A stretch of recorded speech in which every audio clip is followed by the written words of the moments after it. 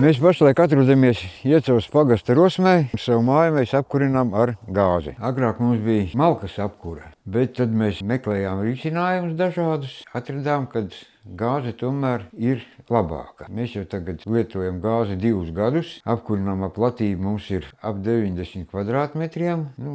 Esam apmierināti. Mājās ir silts, siltais ūdens arī ir no gāzes. Gāzes apkuru mēs izvēlējāmies, tāpēc, ka viņa ir daudz ērtāk nekā malku. Malka tev ir jānopērk, jāatved mājās, jāsazāģē, jāsaskalda. Jāsenas malkas šķūni, jāžāvē vismaz 2 gadi, lai būtu laba malka. Tad jānesi mājās, jākurina plīts, no rīta agri jāceļās, vakarā jāiekurina, lai kaut kāds siltums mājās turētos. Gāzi ieslēdz un aizmirst. Visu laiku silts ir.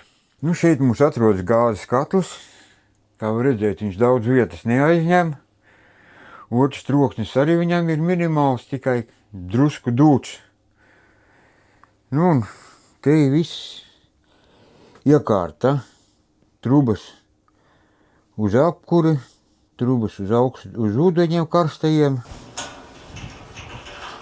Šeit mums ir baloni, viņas kopā 6 gabali, un maina mums 2 reizes mēnesī, ziemā. Vasarā ir pa 2 mēnešiem reizi, tā aptuveni. Iesakam arī citiem, un viens lielais plus ir tas, ka tu viņu vari regulēt caur telefonu. Brauc kaut kur projām, noliec mazāku temperatūru, pirms braukšanas mājās kādu stundu. Ieej telefonā, noregulē normālo temperatūru, atbrauc mājās, tevi silts. Paldies par interviju un priecīgu Ziemassvētku visiem!